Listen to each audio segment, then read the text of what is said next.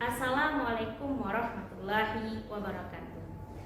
Innal hamdalillah nahmaduhu wa nasta'inuhu wa nastaghfiruhu wa na'udzu billahi min syururi anfusina wa min sayyiati a'malina may yahdihillahu fala mudhillalah wa may yudlil fala hadiyalah.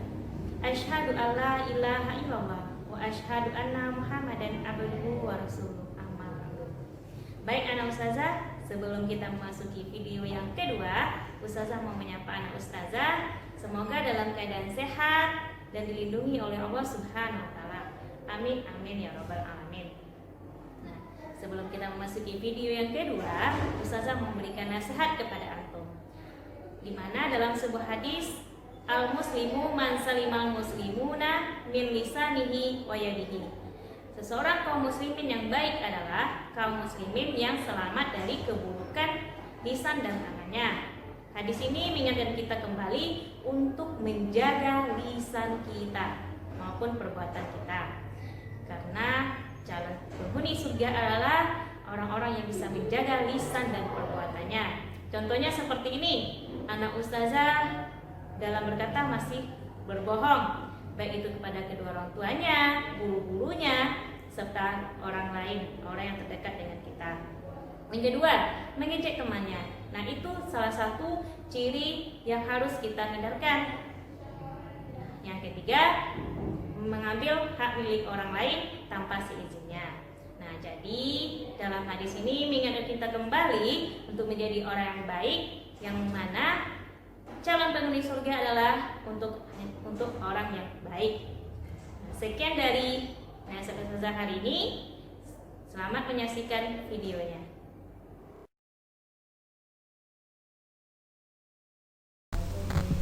Nah, kita masuk dulu yang pertama, kerja otot. Otot disebut juga dengan alat gerak aktif karena otot dapat berkontraksi. Nah, di sini ada 3 ciri yang dimiliki oleh otot. Yang pertama, kontraktibilitas, artinya kemampuan otot memendek. Yang kedua, ekstensibilitas, yaitu kemampuan otot memanjang. Yang ketiga, elastisitas, yaitu kemampuan otot untuk kembali ke ukuran semula. Nah, ada 3 jenis otot. Yang pertama, otot lurik. Nah, otot lurik ini memiliki inti di tepi, berbentuk silindris, dan merupakan otot sadar.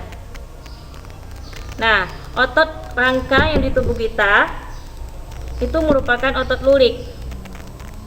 Nah, cara kerjanya dikendalikan oleh otak sehingga disebut otot sadar. Yang kedua, jantung. Jantung memiliki inti di tengah, terletak di jantung, bentuknya bercabang, dan bekerja secara otonom.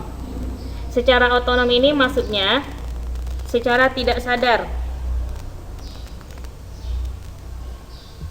Selanjutnya yaitu otot polos. Otot polos memiliki inti 1, berbentuk gelendong, dan kedua ujungnya meruncing, bekerja secara tidak sadar atau otonom.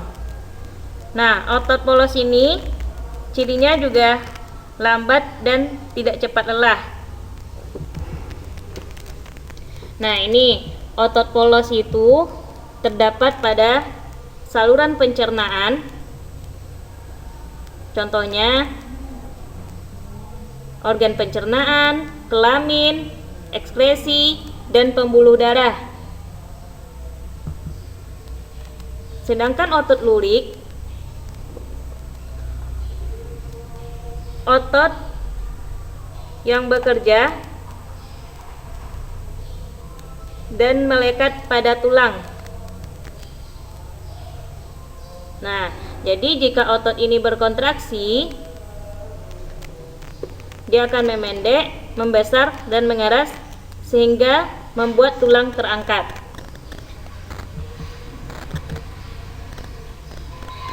Sedangkan otot jantung terdapat di jantung. Selanjutnya, sifat kerja otot itu ada beberapa. Yang pertama, dia bersifat fleksi dan ekstensi. Fleksi di sini maksudnya otot itu bekerja dengan cara membengkokkan, ekstensi artinya meluruskan. Nah, ini bentuk dari gambar sifat fleksi dan ekstensi tersebut. Nah, ini contohnya dapat pada sendi siku dan lutut. Nah, artinya ketika tangan kita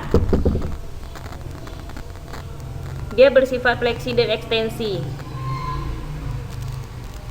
membengkokkan dan meluruskan. Selanjutnya abduksi dan adduksi. Abduksi di sini artinya gerakan otot yang menjauhi badan. Sedangkan adduksi gerakan mendekati badan. Nah, ini misalnya terdapat pada sendi lengan dan sendi paha. Selanjutnya pronasi dan supinasi. Pronasi ini sifat kerja otot, contohnya pada telapak tangan. Kalau sifat otot pronasi itu artinya dia dalam keadaan menelungkup, sedangkan supinasi menengadah. Nah, ini terjadi pada saat kita membalikkan telapak tangan kita. Pronasi menelungkup, sedangkan supinasi itu menengadah. Selanjutnya depresi dan elevasi. Depresi artinya ke bawah, sedangkan elevasi ke atas. Contohnya gerakan kepala menunduk dan menengadah. Pada saat kepala kita menunduk, itu sifatnya ke bawah, yang disebut dengan depresi. Sedangkan menengadah ke atas, yang disebut dengan elevasi. Nah, terdapat pada otot leher bagian depan dan otot leher bagian belakang.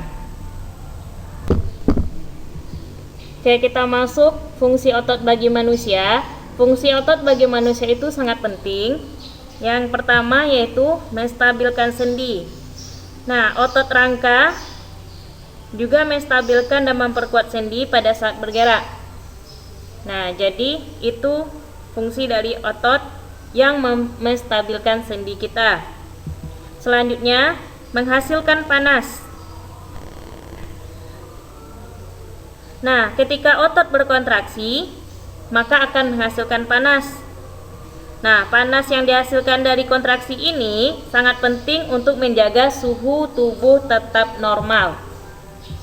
Selanjutnya, penyusun organ tubuh. Nah, jadi otot ini juga berfungsi untuk menyusun organ tubuh di dalam tubuh kita. Contohnya penyusun organ pencernaan, pernapasan, pembuluh, dan organ-organ lainnya. Selanjutnya alat gerak aktif.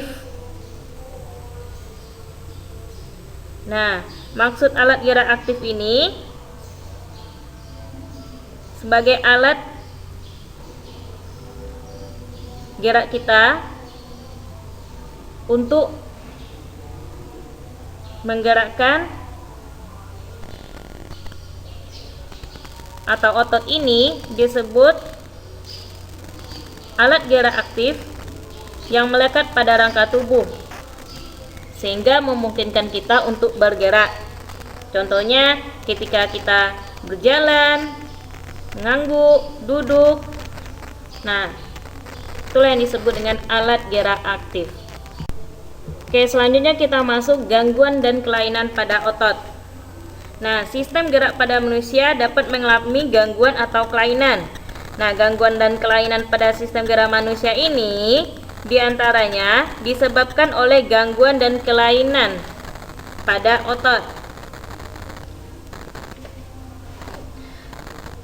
Yang pertama yaitu hipertrofi. Hipertrofi di sini artinya gangguan kelainan pada otot pada saat kondisi otot membesar. Nah, coba lihat pada gambar Ustazah ini. Lihat pada gambar yang pertama, itu ototnya normal, sedangkan hasilnya ototnya membesar. Nah, itu artinya gangguan otot membesar yang disebut dengan hipertrofi. Selanjutnya, stiff atau kaku.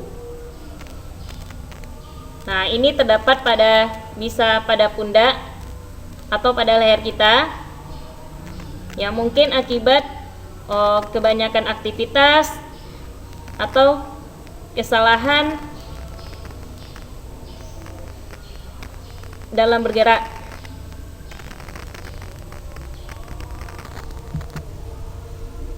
Selanjutnya, tetanus. Nah, tetanus ini penyakit yang disebabkan oleh bakteri. Bakterinya Clostridium tetani.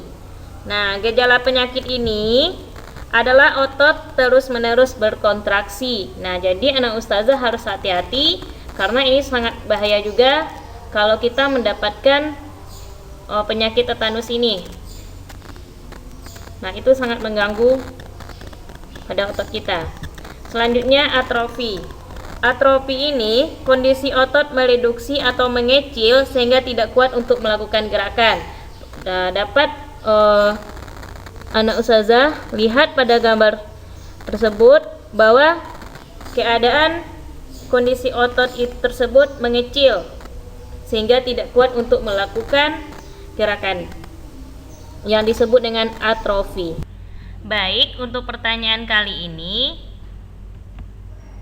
yang pertama, jelaskan jenis-jenis otot beserta contohnya. Yang kedua, tuliskan apa saja gangguan kelainan pada otot beserta penyebabnya. Nah, jadi nanti anak ustazah buat jawabannya di Google Form yang ustazah bagikan nanti. Baik, anak ustazah sudah menyaksikan video yang ustazah share ya. Semoga anak ustazah paham apa yang ustazah sampaikan dan jangan lupa dicatat di buku catatannya. Oke, ustazah akhiri. Subhanakallahumma wa bihamdika asyhadu an la ilaha illa anta astaghfiruka wa atubu ilaik. Assalamualaikum warahmatullahi wabarakatuh.